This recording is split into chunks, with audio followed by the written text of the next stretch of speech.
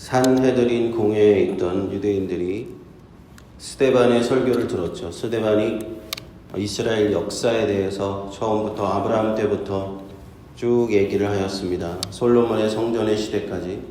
아마도 처음에는 고개를 끄덕이면서 들었을 것 같아요. 스데반의 설교는 유대인들의 신앙과 별반 다름이 없었습니다. 왜냐하면 이스라엘 역사, 아브라함과 모세 그리고 솔로몬의 성전에 이르기까지 유대인들이 믿었던 그 유대교와 모세의 율법에 그대로 부합하는 성경과 그대로 똑같은 그런 말을 하였기 때문이죠. 그러나 스데반의 설교 마지막 부분에서 스데반은 분명하게 이제 유대교와 확연하게 다른 기독교에 대해서 전파하기 시작한 것입니다. 어찌해서 예루살렘 성전이 더 이상 필요 없게 되었는지에 대해서 얘기한 것이고, 유대인들이 어떻게 예수님을 십자가에 못 박도록 내어주게 되었는지 또 분명하게 얘기를 하였고, 이제 모세의 율법은 그 시대가 끝이 났고 새로운 법, 천사가 전해준 법, 그리스도의 법, 예수 그리스도를 믿어서 구원에 이르는 그 법에 대해서 분명하게 설교를 한 것입니다. 그럼으로써 이것을 듣고 있던 그 유대인들이 54절에 저희가 이 말을 듣고 마음에 찔려 저를 향하여 이를 갈았다 하는 것입니다. 분노가 차올라 그들 스데반을 향해서 이제 돈을 던지게 되는 것이죠. 55절에 보면 스데반이 성령이 충만하여 하늘을 우러러 주목하여 하나님의 영광과 및 예수께서 하나님 우편에 서신 것을 보고 말하되 보라 하늘이 열리고 인자가 하나님 우편에 서신 것을 보노라 하였습니다. 우리가 한번 기억해 보시면 마태복음을 우리가 공부할 때 있었죠. 예수님께서 산헤드린 공회에서 신문 받으셨던 그 장면을 기억하실 겁니다. 그때 대제사장 가야바, 지금 스데반을 신문하고 있는 동일한 그 인물, 그 대제사장 가야바가 예수님을 향해서 신문하였던 것을 우리는 기억할 겁니다.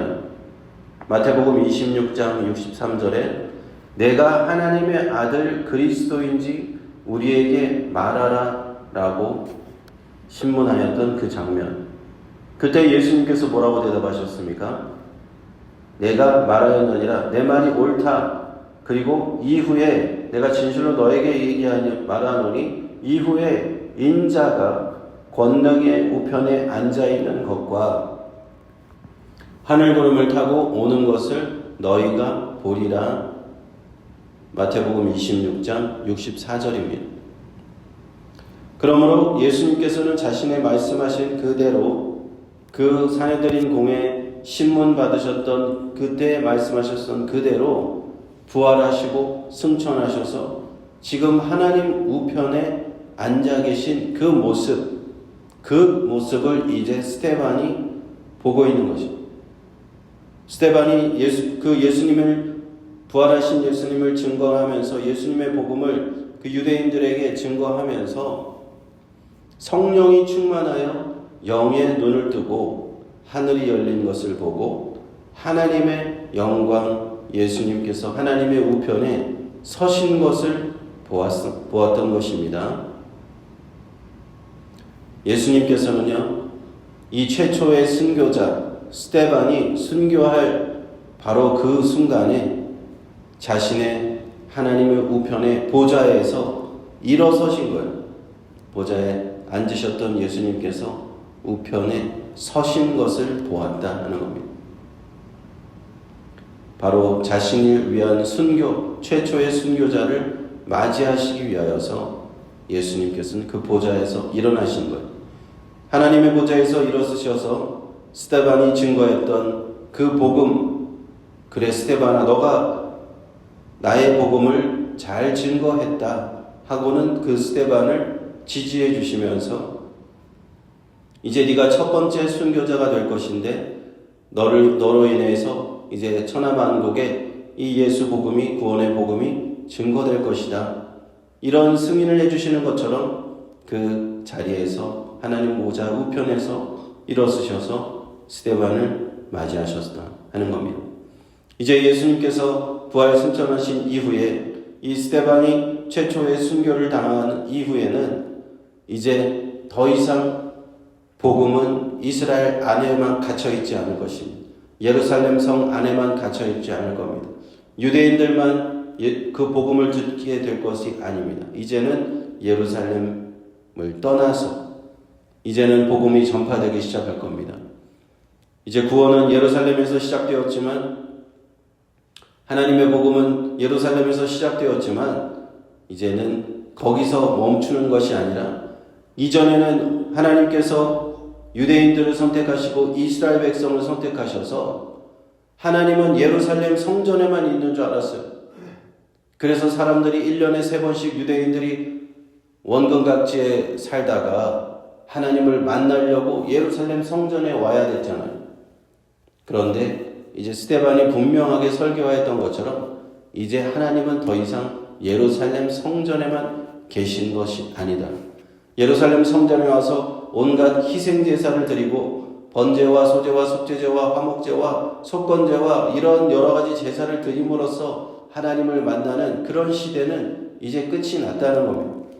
모세의 율법을 통해서 하나님 앞에 나아가던 그 시대는 이제 끝이 나고 바로 하나님 우편에 앉으신 예수 그리스도를 통해서 이제 모든 인간은 유대인이라고 해도 유대인이 아니라고 해도 유대인이라고 해도 모든 사람은 바로 하나님 곁으로 예수님을 통해서 바로 갈 수 있는 겁니다. 예수님께서 하나님 우편에 앉아 계시기 때문에 예수 그리스도를 믿는 자는 누구든지 유대인이나 헬라인이나 로마인이나 온 세계 어느 민족 어느 족속이라도 다 하나님 앞으로 갈 수 있는 길이 열린 겁니다.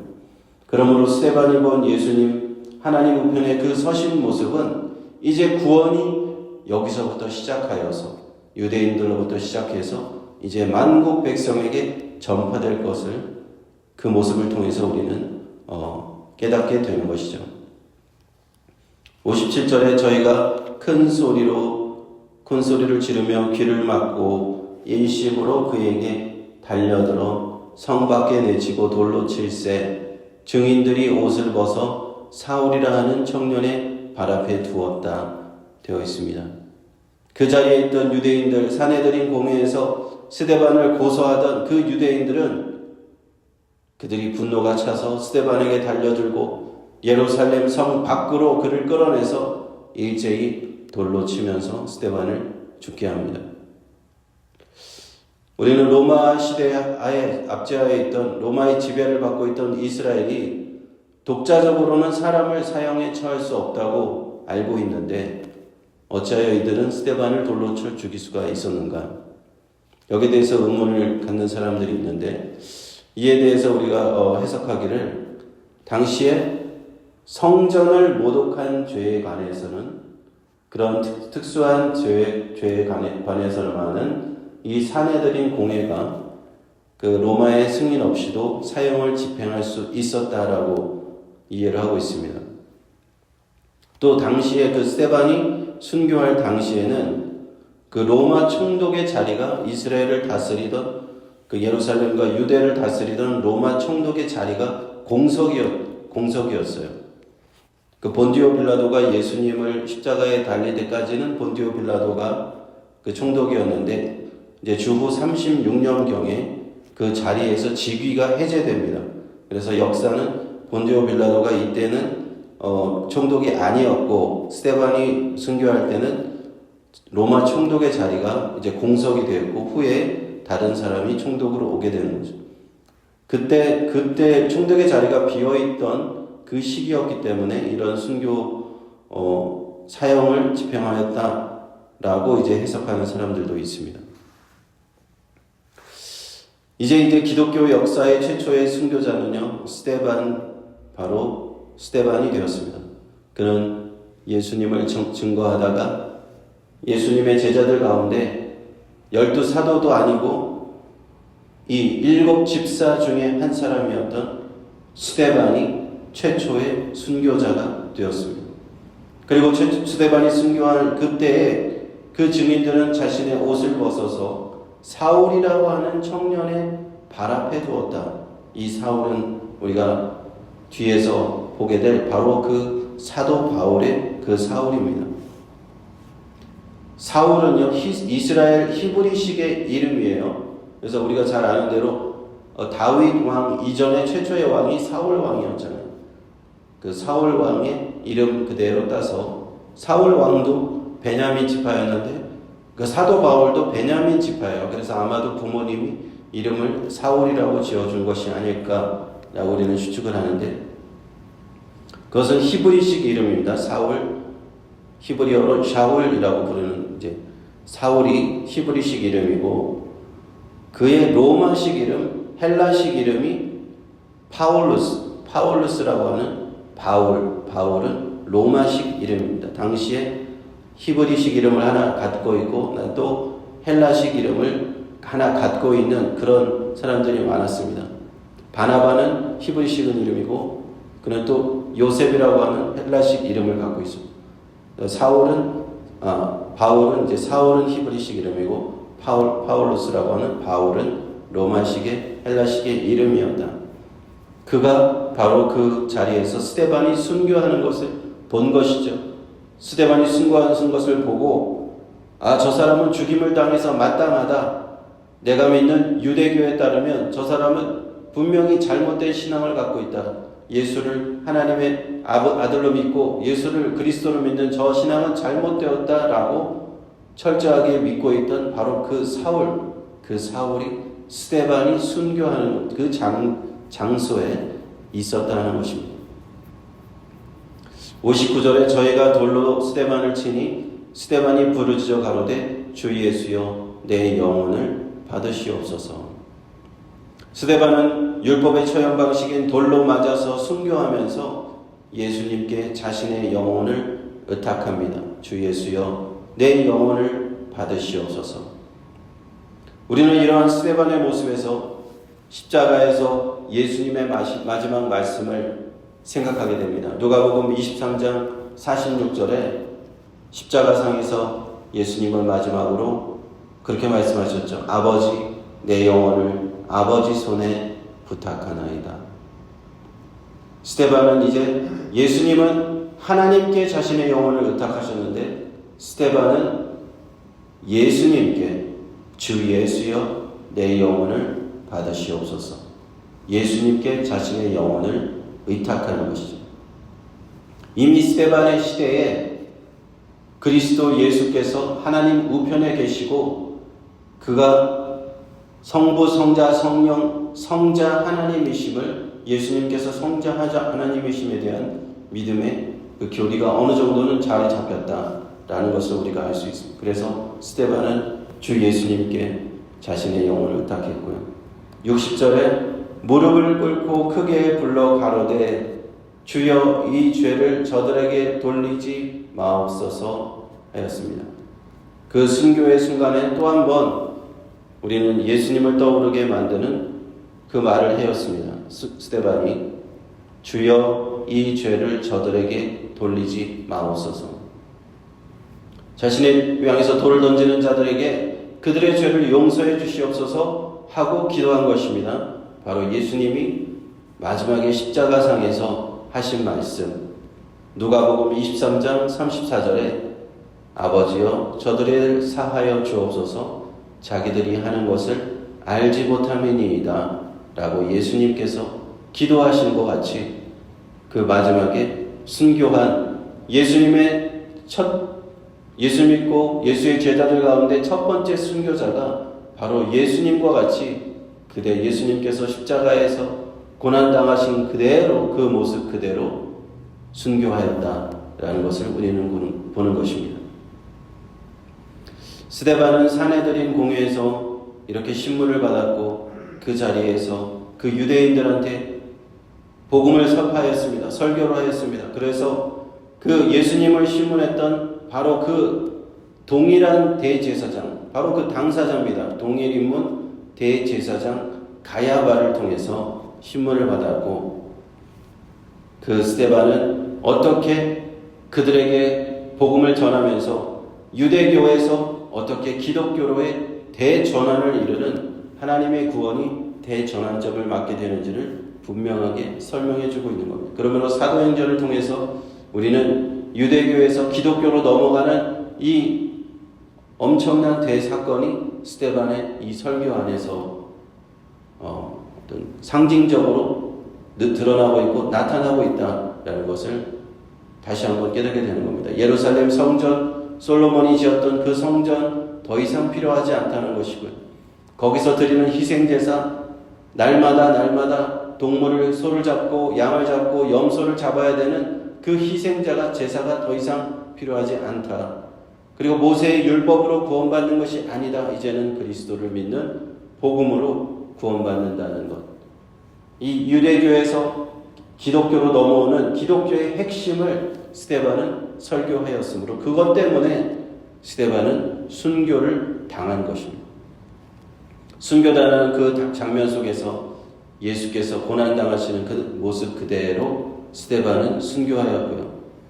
영적인 눈을 뜬 스데반은 예수님을 보았습니다. 자신을 맞이하시려고 보좌에 일어서신 그 예수님을 그는 영의 눈을 뜨고 그 예수님을 마지막으로 보았습니다.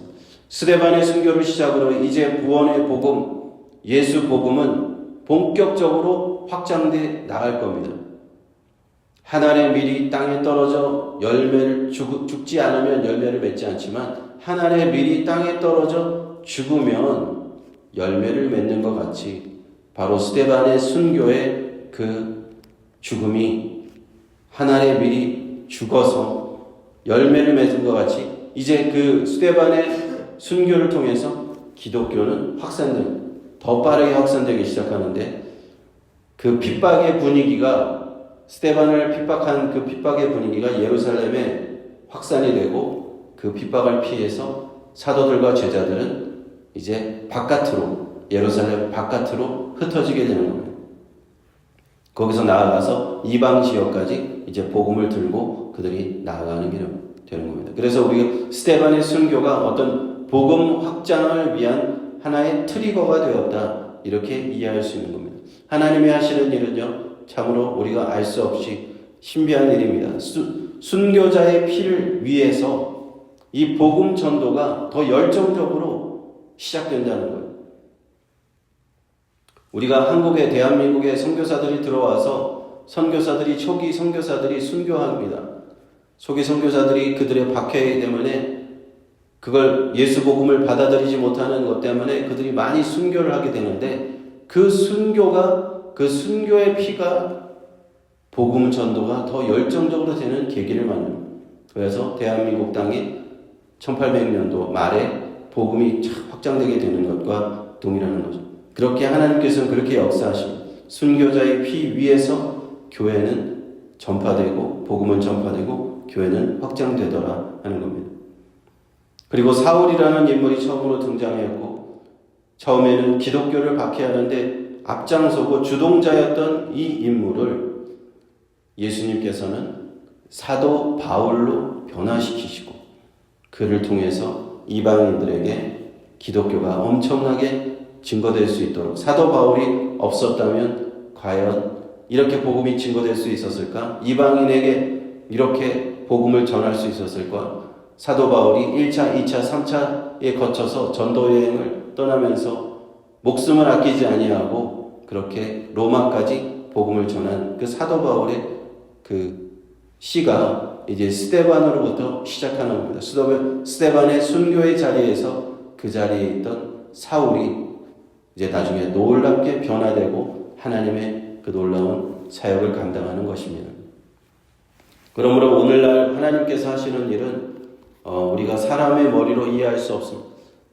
순교당하고 한 사람을 죽이면 스데반을 죽이면 더 이상 예수 복음은 증거되지 않겠지. 예수 복음은 여기서 끝나겠지라고 더 이상 박해하고 사람을 죽여도 기독교의 순교자가 나올 때 기독교는 더 왕성하게 전파되는 하나님의 놀라운 섭리가 일어납니다. 그러므로 우리가 하나님의 고난을 받고 하나님께서 주시는 그런 어려움과 역경을 받을 때 우리는 그것이 끝이 아니라는 것을 항상 알아야 합니다. 하나님께서는 거기서 더 놀라운 일을 주시기 위해서 우리가 주를 위해서 고난 당할 때 하나님께서 그 고난을 보시고 더욱더 큰 축복을 우리에게 허락하신다.